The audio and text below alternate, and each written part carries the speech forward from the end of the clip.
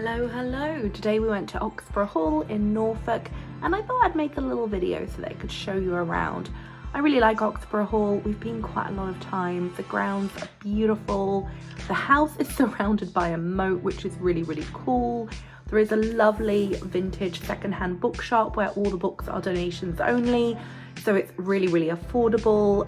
What else do I like there? Oh, the gardens are beautiful. They've got loads of walled gardens with an incredible vegetable patch, which I always take a lot of inspiration from. Oh look, there's Mary. She's got such beautiful curly hair. Anyway, inside the house it's absolutely gorgeous. You can't get in as many rooms as you can in other stately homes.